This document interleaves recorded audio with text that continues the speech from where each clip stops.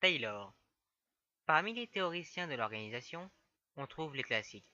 Selon eux, une organisation est productive avant tout. Les côtés commerciaux et sociaux sont secondaires. On va parler ici de Taylor, un classique. Avant toute chose, il est à savoir que Taylor est un ingénieur mécanicien.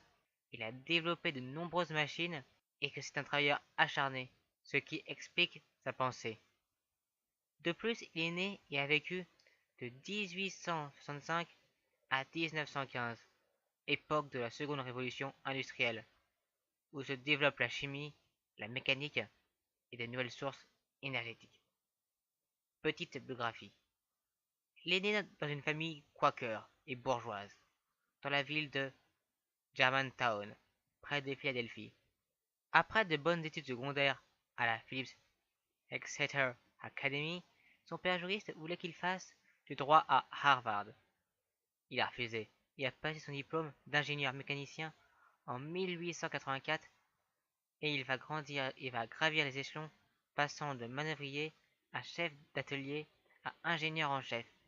Et il a passé sa vie dans les entreprises où au départ il a vu des problèmes, puis par la suite on lui a laissé la possibilité de tester ses idées, ce qui lui a permis de créer en fin de compte une manière d'organisation du travail.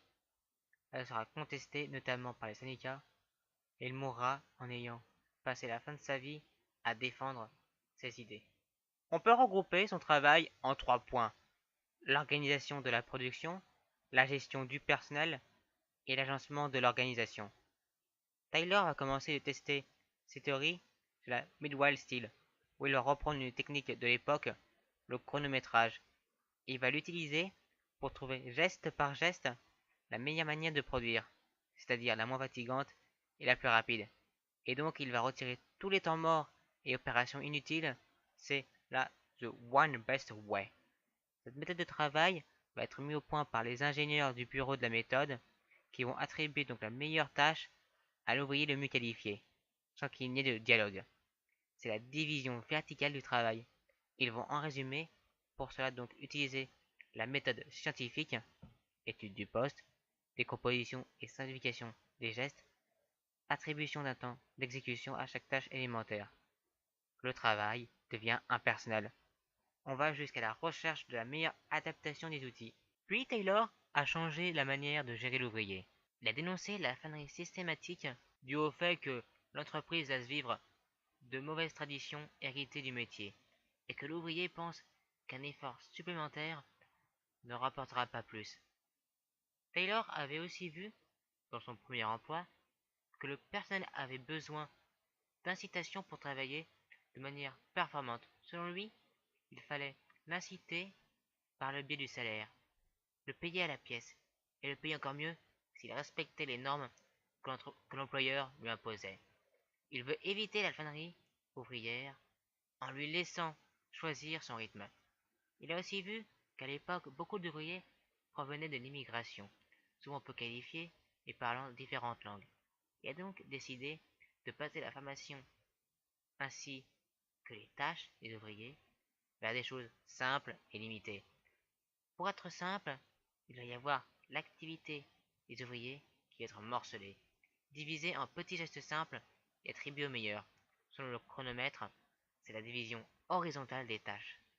Taylor propose même un contrôle étroit de l'ouvrier dans le but de réduire les marges d'erreur au maximum. Et enfin, Taylor a, pour mener à bien son modèle, donné un modèle d'entreprise parfait, de hiérarchie claire et organisée. Les ingénieurs pensent et les ouvriers exécutent. Il n'y a pas de dialogue. Il a même imaginé 8 contremaîtres spécialisés, 4 qui sont avec les ouvriers et 4 qui établissent une liaison entre le bureau de recherche et la zone de production. Il va aussi parler d'une hiérarchie fonctionnelle au sein de l'entreprise. Il faut que l'ouvrier ait, autant de chefs qu'il y a de tâches dans l'entreprise. Un pour la fabrication, un pour l'habitation, etc. Cela repose sur le principe de division de l'autorité et pluralité du commandement. Taylor est clair, le processus de mise en place de ce phénomène est long. Il faut 3 à 4 ans et surtout une personne autoritaire pour tout installer. Le but à la fin est de maximiser le rendement et d'éviter les gaspillages, perte de temps, de matière et d'énergie. C'est aussi un modèle qui va être contesté, car comme l'enseigne l'économie du bonheur, le salaire a ses limites. Un travail comme le préconise Taylor est répétitif et abrutissant. Les ouvriers en ont eu marre à partir d'un moment et les grèves se sont multipliées. L'absentéisme a augmenté à partir des années 60-70. Ces faiblesses avaient été vues au départ, mais oubliées, car Taylor était un homme de son époque et ce qu'il disait concordait avec l'époque. Mais le point qui a choqué à partir des années 60 par rapport à ce modèle, c'est la volonté d'une rationalité poussée à l'extrême pour un maximum de profit qui pousse à un travail intensif et surtout qui est déqualifiant.